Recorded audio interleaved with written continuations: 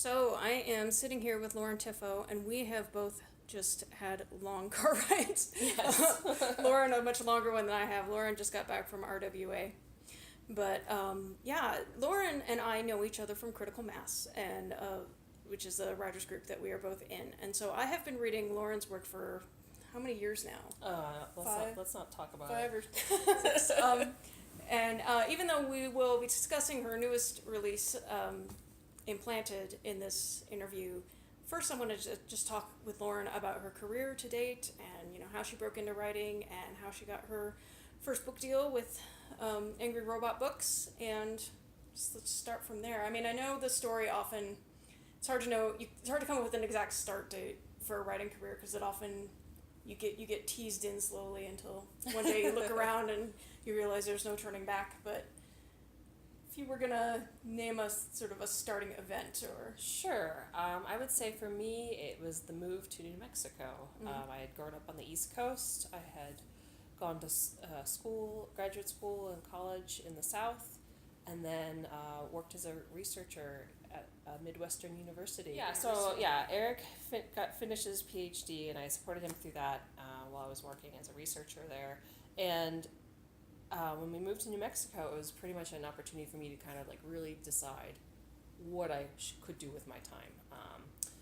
Luckily, his position gave me some flexibility, so I had a choice, and I kind of came back to writing. It was something that I had done kind of secretly for a very long time, and I thought this was a good space of time to kind of try it out. And it also helped to, I think coupling it with the move was helpful for me personally, just because I was moving away from everyone I knew. And I know that sounds kind of counterintuitive, but it was mostly because I could kind of shed some expectations that I'd been carrying around in my life for a very long time. Sure. And give myself permission to fail and practice and learn something new. And you fell in with this disreputable types of Critical Mass? Kind of. I kind of went after them. I moved to New Mexico, and I remember Googling like science fiction writers, and I was like, oh shit, there's a lot of them here. Yes. Oh wait, am I allowed to curse? Yeah. Okay. There's a lot of people here, and oh my god, they're quite accomplished. And I thought, I'd come across Critical Mass, and I was like, oh man, if I ever join that group, I'll know I've made it. And so that was when we first moved here, which was like 2009, 2010, somewhere in there. And I was actually living abroad at the time. Yes. So Yeah. I didn't even know who you were. Yeah. And so, so I started writing and, doing what you do, learn craft, find a crit group, blow up a crit group, find new people to talk to and things like that. And then I finally decided that I had tried other genres, and I finally decided that, no, speculative fiction is where my heart was. And so the next step was a workshop. And so I thought, well, 6 weeks is a very long time as far as clearing goes. And then you have to like buy a ticket and, all this stuff that I just didn't want to deal with or justify. And then I realized that Taos Toolbox was in New Mexico, Mm-hmm. and, the deadline was coming up, I think, and I just had a semi-pro short story sale, and I was like, okay, well, let's see what happens, thinking that at least I'll know what the process is like, and I can always reapply next Right. year. And I got in. So I went to Taos Toolbox. I met some really awesome people, including a group of people, a smaller subset of people that I still crit with to this day. And then that was such a shot of confidence for me, knowing that I could hold my own in this field and feel like I had something to contribute. And then a couple years later, I got an agent, and then a couple years later, the book deal with Angry Robot.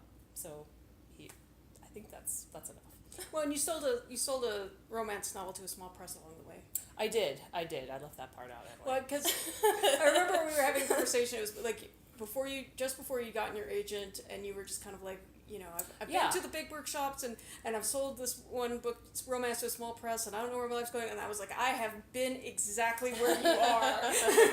Yes. I was No, exactly the same. You were so helpful and gave me a lot of great advice. So Yes, so that when I was playing with other genres, medieval romance was one of those, and I did publish a medieval romance under a pen name, and that was such a huge experience. Kind of helpful to kind of go from start to finish on a project, finishing a project, and then taking it and refining it and going through the steps to try agents, to try submitting it to houses, to deal with the rejection, to revise your queries and your opening chapters and whatever those kinds of things to prove your craft essentially. And it, so I can't look at it objectively because that book taught me everything. Well, and the thing about bringing up like the past projects like that is, I think too often people only see you under a certain name, and they don't really see all of the messy starts and all Exactly. of the other things that you do to sort of get off the ground. There is no overnight success. Yeah, well, in 20 years and a very sudden increase in your fortunes, and people will call that an overnight success, but you put those 20 years in first. Right. Yeah. So yeah, and I first met you when I was in critical mass, and then we lived in the UK for a few years, and I came back and you were in critical mass, and so that's how I first met you, and it's been just really exciting to watch, you writing these projects, and let's talk about Implanted, because that's one I got to see pretty much right from the start, all the way to... Yeah. That's the one that got you your agent, right? Or no, you had gotten your agent with a previous book set on Mars. That's right. And and so you had your agent when you wrote Implanted. That's right. So that was that first book. We're still looking for a home for it. Because that one's YA. That one is YA, and I love it very much. And then this is my second project that we went on submission with and it sold. And I had a kid in between there, so it accounts for the time. Well, and another thing people don't realize is that getting an agent doesn't necessarily mean that your first book is going to sell. Exactly. Agents try to... They do what they can, and sometimes the market does what the market does, and when you write science fiction, you have to, I think, modify your expectations sometimes, because there's opinions and market forces at play. I know in these interviews we tend to kind of break hearts, because it's easy to see like getting the agent as like, oh, you've arrived, and you realize that it's always just steps on a never-ending staircase. Exactly. It's just, it's great. I mean, it's something to remember in your down moments. Sometimes though they can't sell everything that you write. No. And I just coming back from RWA, and seeing people who just self-publish and maybe don't... Crazy people. Like, like yours truly. Well, no, it's not even that. It's just, there's paths for everybody. Yes. But for me, I wanted the traditional path. So for me, that was a valuable milestone. Your mileage may vary for other goals and things like Absolutely. Yeah. So let's talk about Implanted. So like I said, I got to see it kind of right from the very beginning in your very first draft. And it actually did start its existence as a YA project. That's correct. But it is not a YA project now. No more. Even though some obnoxious reviewers still refer to it as such.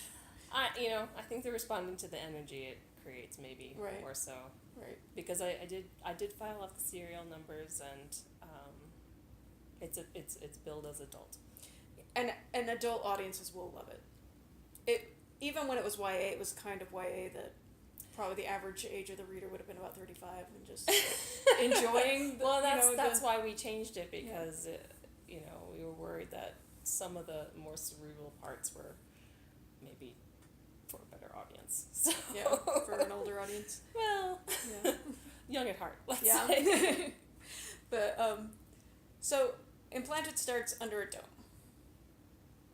in this world. So do you want to sort of talk a little bit about the setting? Sure. So basically, in my head, I feel like we have to deal with some impending climate apocalypse, and one of the solutions to that is gathering people under domes. We don't have this technology, I think, in the way that I present in the book now, but for me it was literally putting contents under pressure, essentially. Right. So I had basically very large disruptive patterns of migration into these domed cities, and the book is focused on one domed city, basically it's called New Earth, and it's based on the ravaged remains of Fort Worth, Texas, basically, because they're like that whole area is rife for tornado activity, and I just presume it's going to get worse. Yeah. So the Dome City is, I play with a lot of things with the Dome City, but what I really wanted to play with was with light, access to light, and then social status. So the people with the highest status and bank accounts had the best access to the light that hits the dome, and everyone else lives in varying shades of shadow. Yeah, which is literal and metaphorical. And, like you said, content's under pressure. It also, I think, very well captures when you've got a population that is very limited in how far it can range and, what people can do and, what sort of careers people can go into. I think you capture very well the way that certain elements can come to dominate people's lives. And I don't know if you want to sort of elaborate on that. I mean, that was definitely something that I was thinking about. And whenever I would introduce a character, I would figure out where they were on like a map of, like, are they at the top of the dome, or are they in the middle or in the bottom? And then how do their career aspirations kind of reflect where they're at currently and where they want to be in the future. So that was something I was thinking about. And then, yes, constrained environment. So the emphasis and the priorities are different for that kind of society. When you don't have an outside, that reshuffles a lot of careers that have either regained or lost prominence. So that was another thing I was thinking about as well. And nobody does the, like, moving to New Mexico was for you. You stay in the same society. And exactly. So the caste system is very real. Yeah. We wouldn't call it that, but that's what it is. Yeah. And you do something else. You do something that typically I absolutely hate because it's overdone. And it's the mental link, the computerized speaking mind to mind thing, because it's usually done so badly. But I think you really breathed new life into that and took it in a direction that was interesting, as opposed to doing all of the hackneyed, ridiculous things that have been done with it in the past. Well, thank you. So, there is what is, I guess, neural implant mediated telepathy. I call it thought text that's facilitated by like a sync chat and a connection between two people who have implants. Basically, it's like Snapchat, but visual text. And what you did with it that I thought was really, really interesting was that in this society that is so closed and so limited, you might be talking to somebody through this thought text, but you don't know what their name is. They have a different identity, and so you don't necessarily know who you're talking to. It could be somebody that you actually know in the real world, but not realize it because you're seeing such a different side of them. Correct. In this. And so, interestingly enough, it expands people's social horizons. When you typically think of that sort of thing as being so invasive that it just sort of, lays everything bare and, it collapses somebody's social life. Right. And so the reason I kind of went that way is the Dome City. It goes back to that, is, these people went through hell to build the cities in such a short time frame in my head, in my world's kind of how I worked it out for my world's timeline. And then people had to abandon their homes and then be put in this Dome City where they'll never be outside again. So I was thinking, well, that sounds like a nightmare to manage from a bureaucratic governmental standpoint. So that's why I thought, well, then everyone gets access to a neural implant to kind of foster connection between each other and provide that kind of escape from their reality to make them not feel so constrained. Yeah, and you very cleverly do something that I think has been done badly so many other times, which is you have kind of different levels of interaction people have, and the highest level being a confidant is a very intimate connection. Some people will only have one other confidant. Some people have no confidants. Some people, their only confidant would be their romantic partner. It's not restricted to that by any means, but there's a lot of sort of exploration of who you let in and how and what that means. And I don't know if you want to elaborate that. Sure. No, that was definitely what I wanted to explore. My background is I have a master's degree in mass communication, and when I was a researcher, I studied a lot of how internet resources affect people in terms of how they interact with things. And so, as a result, I have opinions about connectivity and communication. And so, this book really looks at that in a variety. Well, I hope at a variety of scenarios, at a variety of different levels, with a variety of different types of interactions. And what I found really impressive about Implanted is when you say contents under pressure, there's so many ways in which the world that you built is so limited. It's limited in space, it's limited in resources, it's limited in access to light, it's limited in privacy, and your main character has a very limited life because she is drafted to work for this firm that pretty much is going to take over her entire life. And I won't go too far into that because I think that's kind of getting spoilery, but and yet you do such interesting things within those really tight confines. And I think it's just a really well-crafted book, especially from that point of view. And the other thing I'm only going to hint at, because that's also getting spoilery, is I think you very, very intelligently unpack the consequences of a connected world where people recognize each other based on their thought texts and a kind of a constant readout people are getting from their tech about the people around them. And I think you take that in a direction that is both logical but also surprising. I don't want to go too far because that is one of the main spoilers of it. Okay, well, I don't know how to respond to that, but thank you.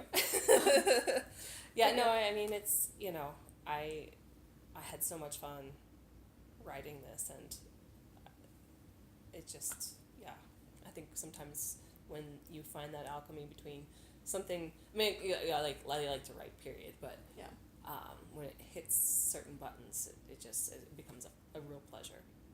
Well, and it's exciting to see Implanted be published, and it's amazingly enough, I mean, there's so much that's still undiscovered about your world. You've got a sequel that you're writing as well, and I'm going to qualify why I'm talking like that. Typically, writing in such limited confines, if you limit the world, if you limit people's privacy, if you limit these things, it tends to be very limiting. And that's why most science fiction that takes place in that kind of environment is at least on a ship that goes to cool places and interfaces with cool things. And here you're doing it all under a dome. Right. And so I can certainly see why somebody would look at this book and think, okay, she's going to do a sequel. How are you going to do that? But I think there's ample. Yeah, so that's something I've been thinking about in trying to pull together what I would like to do for a sequel. Nothing is final until. Yeah, nothing's contracted yet, but no. I would be very surprised if this one doesn't sell. But it's. I feel like I always need something to bound myself when I'm writing. So, for example, this book, I wanted to have the mental telepathy, mind link, whatever you want to call it, mm-hmm. in addition to this constrained space, and play with those things. And so for me, sometimes a rule it feels restrictive because it's a rule, but at the same time, you have to be very creative in how you work around the rule. Mm-hmm. And so every book I have some sort of rule that I use, at least when drafting.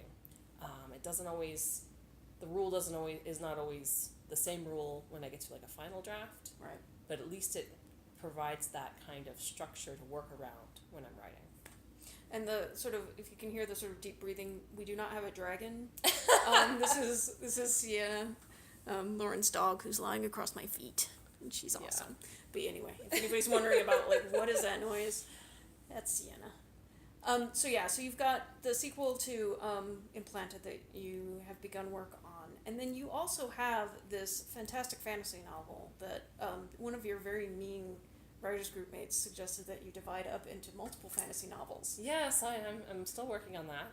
It's with my agent, and I'm waiting to hear back on whether she thinks what kind of work it needs to get on submission, because I feel like it could go a couple different ways, as you probably recognize from our group. So I am the mean person who's like, so, no, you could totally turn this into multiple books. And so I did do that part. oh, okay.